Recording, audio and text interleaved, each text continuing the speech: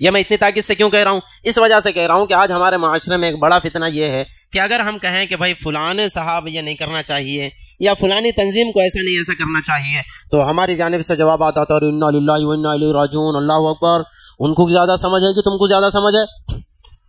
انہوں علامۃ الدہر ہے، ان کے سینے میں قرآن ہے، اور انہوں اتنے بڑے مفتی ہیں، انہوں اتنے بڑے علامہ ہیں، اتنے بڑے مدرسے میں پڑھاتے ہیں، ان کو زیادہ سمجھ ہے کہ تم کو زیادہ سمجھ ہے؟ ان کی عقل بڑی ہے کہ تمہاری عقل بڑی ہے؟ ان کا تجربہ بڑا ہے کہ تمہارا تجربہ بڑا ہے؟ یہ بکواسات میں سے ہے، یہ سمجھیے اچھی طرح سے۔ اللہ لا الہ الا هو الحی القیوم ونصلی علی رسولہ الکریم، اما بعد فاعوذ باللہ من الشیطان الرجیم، بسم اللہ الرحمن الرحیم۔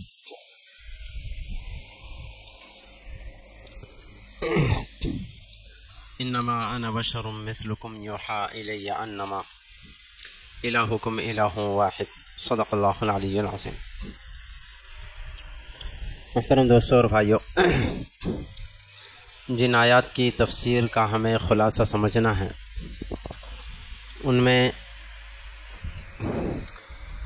اللہ تبارک و تعالی جل شانہ نے حضور کی زبانی ہم لوگوں کو اس بات کی اطلاع دی ہے کہ نبی پاک صلی اللہ علیہ وسلم بھی ہماری طرح سے ایک انسان ہے۔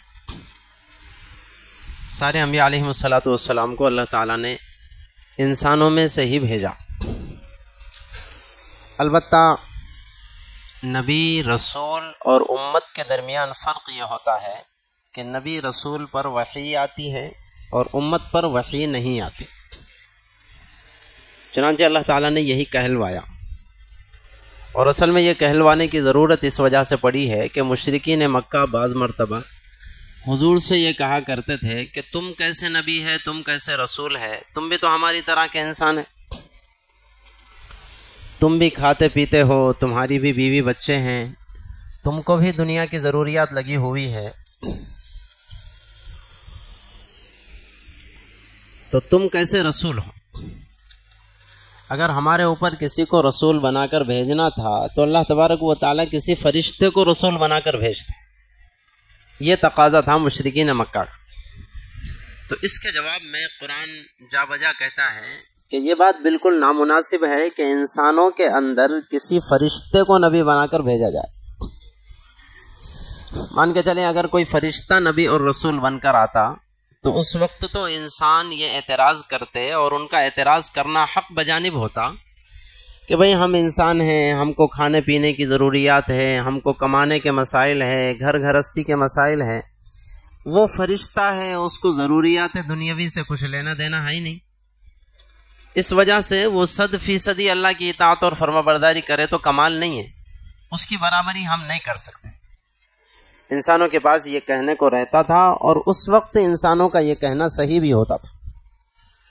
اس لیے اللہ تبارک و تعالیٰ نے انبیاء کو انسان ہی بنا کر کے بھیجا، انسانوں میں سے ہی انبیاء کو بھیجا، تاکہ کوئی کہنے والا یہ نہ کہے کہ اس کی اور ہماری حیثیت الگ ہے۔ وہ بھی انسان ہیں، ہم بھی انسان ہیں، اسے بھی بھوک پیاس لگتی ہے، ہمیں بھی بھوک پیاس لگتی ہے، اور نبی رسول کو بھی گھر گھرستی کے مسائل اور ہم کو بھی گھر گھرستی کے مسائل۔ تو جو ضروریات عام انسانوں کی ہوتی ہے وہ ساری ضروریات نبی کی ہے، اس کے باوجود دیکھو کہ نبی اللہ کو راضی کرنے کی کیسی فکر کرتا ہے، تم بھی چاہو تو کر سکتے ہو۔ یہ پیغام دینے کے لیے اللہ تبارک و تعالیٰ نے انبیاء علیہم الصلاۃ والسلام انسانوں میں سے رکھے ہیں، اور یہی بہتر تھا کہ انسانوں میں سے ہی رکھے۔ آگے اللہ تبارک و تعالیٰ نے حضرت زکریا علیہ الصلاۃ والسلام کا قصہ بیان فرمایا۔ حضرت زکریا کو بہت دنوں تک اولاد نہیں ہوئی، انہوں نے دعا کی باری تعالیٰ سے کہ اللہ مجھے اولاد ہو جائے، تو اللہ تعالیٰ نے فرشتے کے ذریعے سے حضرت زکریا کے پاس یہ اطلاع بھیجی کہ تم کو بچہ ہونے والا ہے، اس کا نام یحییٰ رکھنا، اور اس کی شان بھی بڑی ہوگی، وہ بھی آئندہ چل کے نبی بنے گا۔ تو حضرت زکریا علیہ الصلاۃ والسلام نے گزارش کی کہ باری تعالیٰ مجھے اولاد اگر ہونے والی ہے تو کوئی علامت طے فرما دے۔ چنانچہ اللہ تعالیٰ نے علامت طے فرمائی کہ اولاد اگر تم کو ہونے والی ہوگی تو بغیر کسی بیماری کے تم کو 3 دن تک بات کرنے نہیں آئے گا، تم گویا کہ گونگے بن جاؤ گے، 3 دن بس اشارے سے تمہیں بات کرنا پڑے گا۔ تو یہ علامت ہوگی اس بات کی کہ اب تمہارے گھر میں بیٹا ہونے والا ہے۔ بہرحال ایسا ہی ہوا، اللہ تعالیٰ نے یحییٰ نصیب فرمایا۔ آگے اللہ تبارک و تعالیٰ نے بڑا مشہور واقعہ ہے حضرت عیسیٰ علیہ نبینا علیہ الصلوۃ والسلام کی پیدائش کا واقعہ ذکر فرمایا۔ حضرت مریم علیہ الصلوۃ والسلام اپنے گھر میں تھی کہ وہیں حضرت جبرائیل علیہ الصلوۃ والسلام تشریف لائے، اور روایت میں آتا ہے کہ حضرت جبرائیل نے حضرت مریم کے گریبان میں ایک پھونک ماری اور پھر حضرت مریم کو اطلاع دی۔ وہ پہلے تو حضرت مریم جیسے حضرت جبرائیل وہاں پر تشریف لائے گھبرائی، پردے میں چلی گئی اور اللہ کا واسطہ دی کہ تم یہاں سے واپس چلے جاؤ بغیر اجازت کے، کیوں میرے گھر میں آئے وغیرہ وغیرہ۔ انہوں نے اطمینان دلایا کہ آپ کو گھبرانے کی ضرورت نہیں، میرے سے ڈرنے کی ضرورت نہیں، میں اللہ کا فرشتہ ہوں، اللہ تعالیٰ کا پیغام لے کر آیا ہوں۔ کیا پیغام لے کر آیا ہوں؟ پھونک ماری اور یوں فرمایا کہ اللہ تعالیٰ تم کو بیٹا نصیب فرمائے۔ وہ پریشان ہوئی کہ مجھے کیسے بیٹا ہوگا، حالانکہ مجھے کسی مرد نے چھوا تک نہیں، میری شادی بھی نہیں ہوئی ہے۔ حضرت جبرائیل نے کہا کہ بس اللہ کا فیصلہ ایسا ہی ہے، اللہ ایسا ہی فرمائے۔ چنانچہ جس وقت حضرت مریم علیہ الصلوۃ والسلام حمل سے ہوئی اور ولادت کا وقت قریب تھا تو اللہ تبارک و تعالیٰ نے حضرت مریم کو یہ بات سجھائی کہ وہ اپنے شہر سے باہر چلی جائے، اس حالت میں گاؤں والے دیکھیں گے تو بدنام کریں گے۔ چنانچہ وہ شہر سے باہر ایک جنگل میں جا کر رہنے لگی۔ وہیں پر حضرت عیسیٰ علیہ نبینا علیہ الصلوۃ والسلام کی ولادت ہوتی ہے۔ حضرت عیسیٰ کی جب ولادت ہوئی تو پھر حضرت مریم پریشان ہوئی کہ میں کس منہ سے اس بچے کو لے کر کے شہر میں جاؤں، لوگ پھر دیکھیں گے تو کیا کہیں گے۔ چنانچہ اللہ تعالیٰ نے پھر حضرت مریم کو یہ بات سمجھائی ہے کہ مریم بغیر گھبرائے کہ اپنے شہر میں چلے جانا، اور لوگ اگر پوچھے کہ یہ بچہ کہاں سے آیا تو یہ اشارے سے بتا دینا کہ میں روزے سے ہوں۔ اصل میں اس وقت جو روزہ ہوتا تھا وہ بات کرنے کا بھی روزہ ہوتا تھا، کھانا پینا بھی بند ہے، اس کے ساتھ بات بھی بند ہے، روزے میں بات کرنے کی بھی اجازت نہیں تھی۔ تو حضرت مریم سے باری تعالیٰ نے فرمایا اشارے سے بتا دینا کہ میں روزہ ہوں، اور تم کچھ پوچھنا چاہتے تو اس بچے سے ہی پوچھ لو۔ چنانچہ ہوا ایسے ہی، حضرت مریم شہر میں اپنے بچے کو لاتی ہے، لوگ پریشان ہوتے ہیں، سوال کرتے ہیں کہ تیرا باپ تو بڑا نیک تھا۔ حضرت مریم کے والد محترم، اس سے پہلے ہمارے درمیان بات آئی، بیت المقدس کے امام تھے، تو تیرے والد تو بڑے نیک تھے اور تمہارا خاندان تو بہت زیادہ نیک ہے، تم نے ایسے کیسے منہ کالا کر لیا، نعوذ باللہ من ذالک وغیرہ وغیرہ۔ جب لوگوں کی باتیں آئیں تو حضرت مریم نے اللہ تعالیٰ کی ہدایت کے مطابق اشارہ کیا کہ میں روزے سے ہوں، باقی کچھ پوچھنا ہو تو اس بچے سے پوچھ۔ لوگوں نے جب کہا کہ اس چھوٹے سے بچے سے ہم کیا بات کریں گے، یہ کیا جواب دے گا، پھر اللہ تبارک و تعالیٰ نے حضرت عیسیٰ کو گویائی نصیب فرمائی۔ حضرت عیسیٰ بول پڑے، اس سے پہلے ہمارے درمیان بات آئی، اتنا لمبا کلام کیا، انی عبداللہ آتانی الکتاب وجعلنی نبیا وجعلنی مبارکا اینما کنت واوصانی بالصلاۃ والزکاۃ ما دمت حیا وغیرہ وغیرہ، جس میں حضرت عیسیٰ علیہ الصلوۃ والسلام نے فرمایا اللہ تبارک و تعالیٰ نے مجھے نبی بنانے کے لیے چن لیا ہے، اللہ تعالیٰ مجھے آئندہ چل کے کتاب بھی دینے والے ہیں، اللہ نے مجھے حکمت و دانائی نصیب فرمائی، اللہ نے مجھے علم نصیب فرمایا۔ آگے اللہ تبارک و تعالیٰ جل شانہ نے قرآن پاک جب شروع میں نازل ہو رہا تھا تو آقا صلی اللہ علیہ وسلم قرآن پاک کو رات میں نوافل میں بہت زیادہ پڑھا کرتے تھے، پوری رات نمازوں میں گزار دیا کرتے تھے، اور بہت کم سوتے تھے یا بالکل نہیں سوتے تھے، اتنی عبادت کیا کرتے تھے، روایت میں آتا ہے کہ حضور کے پیر مبارک پر ورم پڑ جاتا تھا۔ تو اللہ تبارک و تعالیٰ نے آیت نازل فرمائی اور یوں فرمایا کہ اے نبی ہم تم کو مشقت میں ڈالنا نہیں چاہتے ہیں قرآن کی وجہ سے، اس لیے ہدایت یہ ہے کہ کچھ وقت آپ سو جایا بھی کیجئے اور کچھ وقت عبادت میں گزاریے۔ چنانچہ ہمیں بھی یہی ہدایت ہے، افراط و تفریط میں نہیں پڑھنا ہے، درمیانہ روی سے ہمیں جو ہے دنیا کا کوئی بھی کام کرنا ہے۔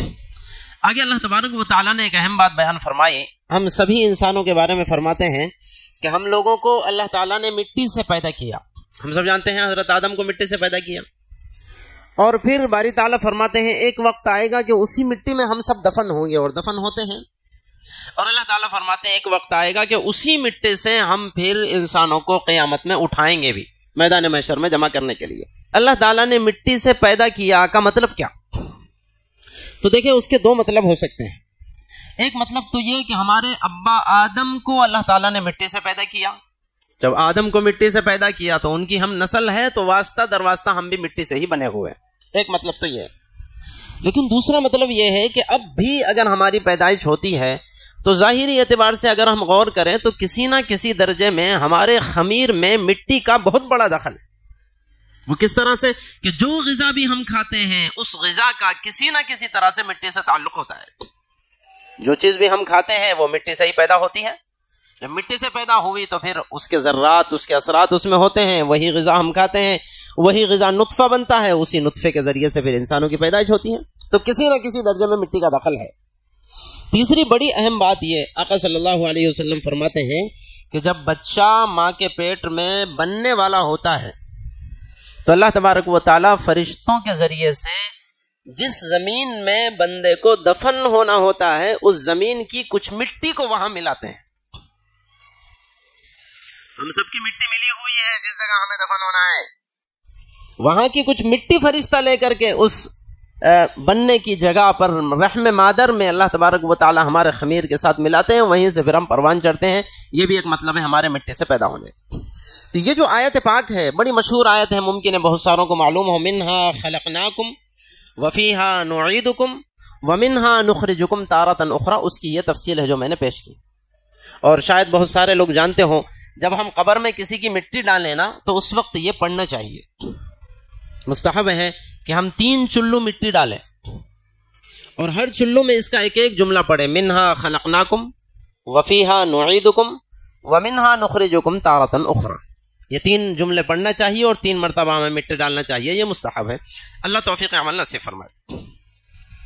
آگے اللہ تبارک و تعالی جل شانہ نے ایک بڑا اہم اصول دیا، اگرچہ ضمناً ہمارے پاس اس سے پہلے وہ بات آئی ہے.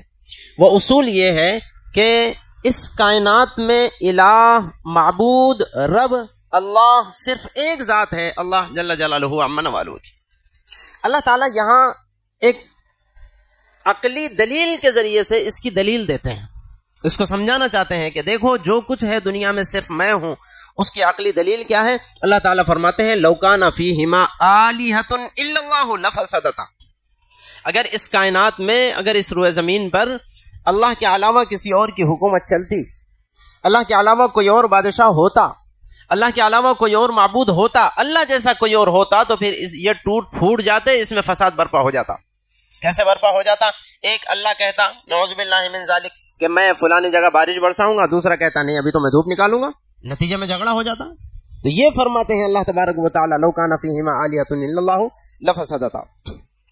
آگے اللہ تبارک و تعالی نے ساری کائنات کے ایک ذرے ذرے کے بارے میں فرمایا ہے کہ ہم سب مرنے والے ہیں، اللہ کے علاوہ کوئی باقی نہیں رہے گا، سب کے سب مر جائیں گے.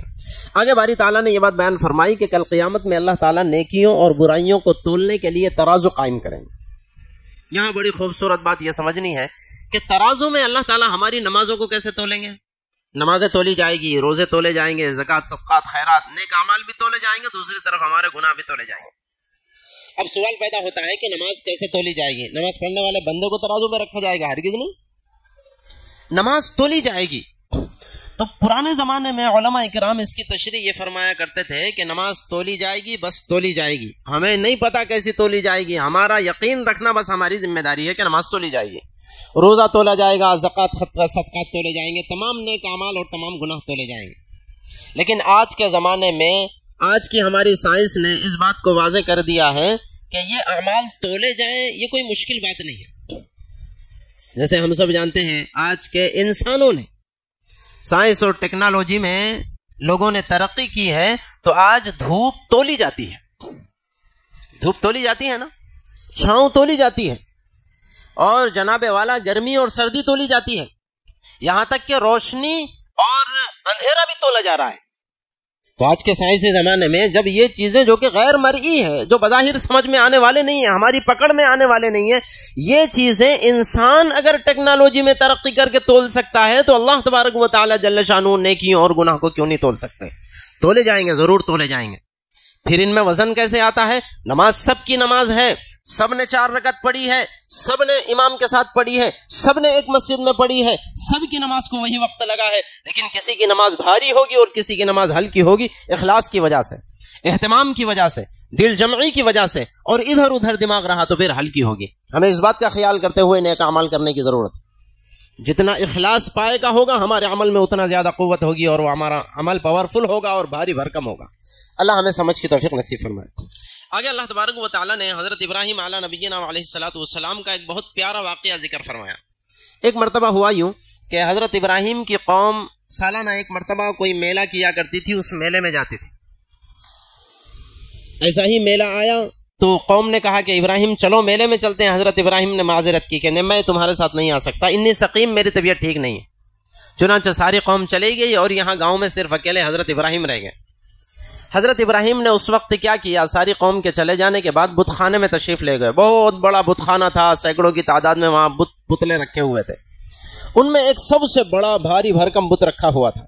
حضرت ابراہیم نے کلہاڑی لے کر کے سارے چھوٹے بتوں کو توڑ دیا اور بڑے بت کے کندھے پر وہ کلہاڑی لٹکا دی. بہرحال اپنے گھر تشریف لے گئے. قوم آئی, یہ حال دیکھ کر کے پریشان ہوئے, اور پھر کس نے کیا تو سب کی سوچ گئی حضرت ابراہیم کی طرف. اکیلے یہاں پر باقی تھے, انہوں نے ہی کیا ہوگا. جب حضرت ابراہیم کو بلایا گیا اور ان کے سامنے پوچھا گیا تو ابراہیم نے کہا کہ میں نہیں, یہ دیکھو بڑا بت, اس کے ہاتھ میں کلہاڑی ہے. نمبر 1 تو سب کٹے ہوئے ہیں, یہ بڑا اکیلا باقی ہے. نمبر 2 پر کلہاڑی بھی اس کے کندھے پر ہے, اس کا مطلب یہ ہے کہ بڑے بت نے توڑا ہے, اسے جانچ کی جائے. تو اس وقت لوگوں نے کہا کہ پہلے تو یہ فرمایا کہ یہ جو بت ٹوٹے ہوئے ہیں نا, ان سے خود پوچھ لو کہ کس نے انہیں توڑا ہے, یا پھر وہ بڑے بت سے پوچھ لو. تو لوگوں نے کہا کہ یہ کیسے جواب دے سکتے ہیں, یہ تو بت ہے, کوئی پتھر کا ہے, کوئی لکڑی کا ہے, کوئی مٹی کا ہے, وغیرہ وغیرہ. تو حضرت ابراہیم علیہ السلام نے اپنی قوم کو سمجھایا کہ میری قوم, اللہ کے واسطے بات کو سمجھو. تمہارے کہنے کے مطابق یہ بت اگر بات نہیں کر سکتے ہیں اور انہوں نے اپنی حفاظت تک نہیں کی ہے اور یہ بھی نہیں بتا سکتے ہیں کہ ان کا یہ حشر کس نے کیا ہے, تو یہ تمہارا اچھا اور برا کہاں سے کر سکتے ہیں. بہرحال ان کی قوم کو ایک الگ انداز میں سمجھانا مقصود تھا, اس لیے حضرت ابراہیم علیہ السلام نے ایسا کام کیا. آگے اللہ تبارک و تعالیٰ نے ایک بہت خوبصورت واقعہ حضرت داؤد اور حضرت سلیمان علیہ السلام دونوں باپ بیٹے کا ذکر کیا. حضرت داؤد والد محترم ہیں, ہم سب جانتے ہیں. حضرت سلیمان علیہ السلام ان کے فرزند اور بیٹے ہیں, اور دونوں وقت کے نبی ہیں, دونوں جلیل القدر نبی ہیں. اصل میں ایک مرتبہ یوں ہوا کہ ایک بندے کی کھیتی میں دوسرے بندے کی بکریوں نے خرابہ کر دیا, ساری کھیتی کھا لی اور ختم کر دیا. یہ مقدمہ پہلے گیا حضرت داؤد کے پاس علیہ السلام. حضرت داؤد علیہ السلام نے پورا مقدمہ سنا اور یہ فیصلہ فرمایا کہ یہ بکریوں کا حساب لگایا جائے کتنے کی بنتی ہے, اور پھر دوسری طرف کھیتی کا حساب لگایا جائے, جتنی اچھی ہو گئی تھی اگر اس وقت اسے کاٹ کر مارکیٹ میں بیچا جاتا تو اس کی کتنی رقم آتی تھی.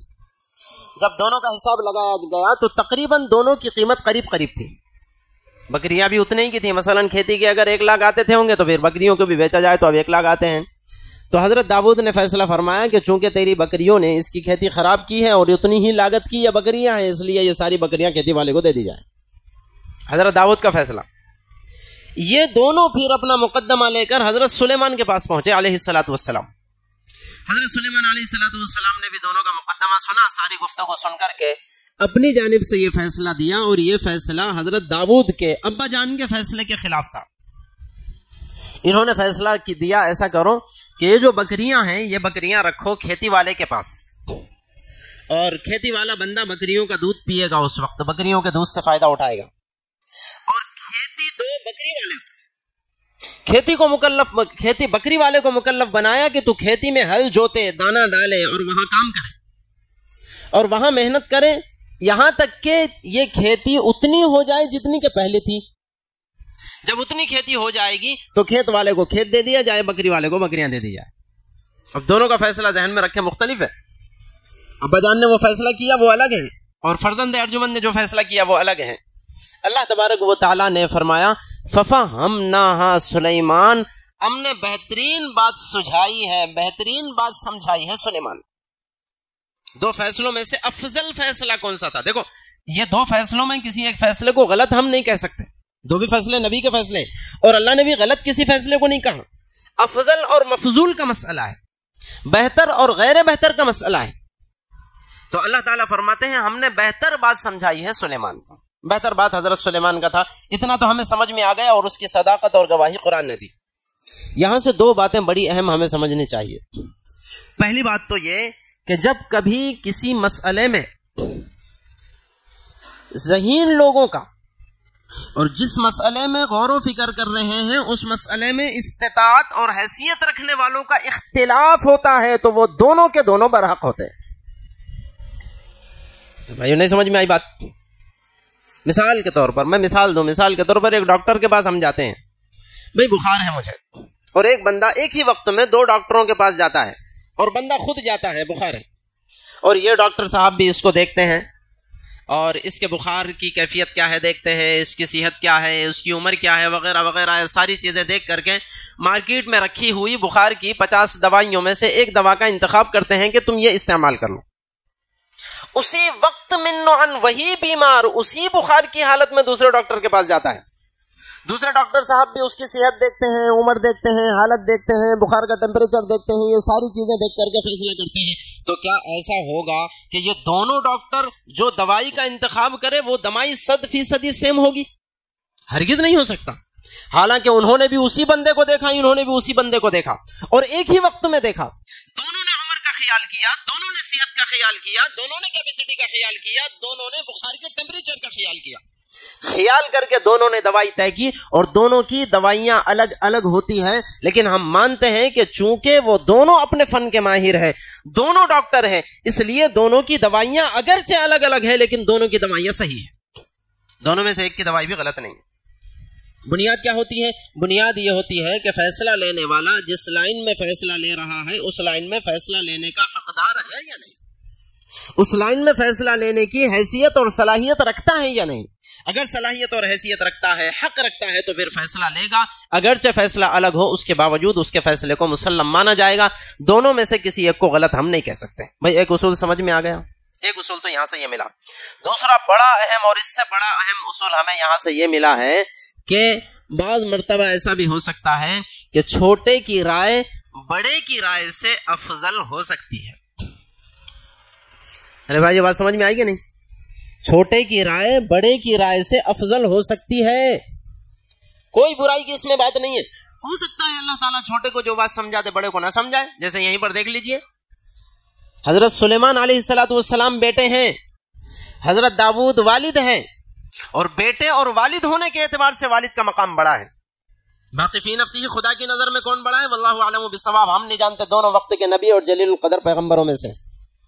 لیکن خیال کیا جائے ولادت کا تو باپ کا مقام بڑا ہوتا ہے، بیٹے کا بڑا نہیں ہوتا۔ تو باپ کو اللہ تبارک و تعالیٰ نے جو بات سمجھائی وہ مفضول تھی، بیٹے کو جو بات سمجھائی وہ افضل تھی۔ باپ کو جو بات سمجھائی وہ غیر بہتر تھی، بیٹے کو جو بات سمجھائی وہ بہتر تھی۔ اس سے کیا سمجھ میں آیا؟ اصول ہمیں یہ ملا ہے کہ بعض مرتبہ بیٹے کی بات والد کے مقابلے میں افضل ہو سکتی ہے، یا بالفاظ دیگر شاگرد کی بات استاذ کے مقابلے میں افضل ہو سکتی ہے، چھوٹے سے بچے کی بات بڑے جوان ادھیڑ عمر والے اور بوڑھے سے زیادہ افضل ہو سکتی ہے، اس میں کوئی برائی کی بات نہیں ہے۔ بات اصل میں یہ ہے کہ بعض مرتبہ چھوٹوں کے ذہن میں وہ بات آ سکتی ہے جو بڑوں کے ذہن میں نہیں ہے، اسے ہمیں ماننا پڑے گا۔ یہ میں اتنی تاکید سے کیوں کہہ رہا ہوں؟ اس وجہ سے کہہ رہا ہوں کہ آج ہمارے معاشرے میں ایک بڑا فتنہ یہ ہے کہ اگر ہم کہیں کہ بھائی فلانے صاحب یہ نہیں کرنا چاہیے یا فلانی تنظیم کو ایسا نہیں ایسا کرنا چاہیے، تو ہماری جانب سے جوابات آتا ہے انا للہ و انا الیہ راجعون، اللہ اکبر، ان کو زیادہ سمجھ ہے کہ تم کو زیادہ سمجھ ہے؟ انہوں علامت الدہر ہے، ان کے سینے میں قرآن ہے، اور انہوں اتنے بڑے مفتی ہیں، انہوں اتنے بڑے علامہ ہیں، اتنے بڑے مدرسے میں پڑھاتے ہیں، ان کو زیادہ سمجھ ہے کہ تم کو زیادہ سمجھ ہے؟ ان کی عقل بڑی ہے کہ تمہاری عقل بڑی ہے؟ ان کا تجربہ بڑا ہے کہ تمہارا تجربہ بڑا ہے؟ یہ بکواسات میں سے ہے، یہ سمجھیے اچھی طرح سے۔ بات سمجھ میں آ رہی ہے؟ چھوٹے سے چھوٹے بچے نے بھی اگر رائے پیش کی ہے تو اس بنیاد پر کہ وہ چھوٹا ہے اس کی رائے کو نکار دینے کی اجازت نہیں ہے، غور و فکر کیا جائے کہہ تو کیا رہا ہے۔ کوئی ضروری نہیں ہے کہ بڑے کے ذہن میں بات آئے تو وہی صحیح ہے اور اس کے مقابلے میں چھوٹے کے ذہن میں بات آئے تو وہ غلط ہی ہے، چاہے کسی کا معاملہ کیوں نہ ہو۔ ہاں، نبی کی رائے کے مقابلے میں مجال نہیں کسی کی، ہم نبی کی رائے سے آگے نہیں جا سکتے۔ نبی کی رائے کا مطلب ڈائریکٹلی اللہ کی رائے ہوتی ہے، لیکن اس کے علاوہ اللہ تعالیٰ نے جو معیار بنایا، اللہ، رسول اللہ اور صحابہ کرام، ان کے علاوہ کسی کی بھی رائے سے اختلاف کوئی بھی بندہ رکھ سکتا ہے، اس کے دلائل سنے جائیں گے۔ ہاں، بشرطے کہ اس لائن کی کچھ تو سوجھ بوجھ اسے ہو، سوجھ بوجھ ہی نہیں ہے، کچھ بھی بولتے چلے گئے، تب پھر اعتبار نہیں کیا جائے گا۔ باقی عمر کا اعتبار نہیں ہے، علم کا بھی اعتبار نہیں ہے، یہ بھی سن لیجیے۔ حضرت داؤد کے پاس کوئی کم علم تھا کیا؟ نہیں، کوئی ضروری نہیں ہے۔ اللہ تعالی ہمیں سمجھائے۔ بہرحال جتنی باتیں اس میں آئی ہیں، اس میں جتنی باتیں نصیحت کی ہیں، ان سب پر اللہ تعالی ہم سب کو توفیق عمل نصیب فرمائے۔ آمین۔ وآخر دعوانا ان الحمد للہ رب العالمین۔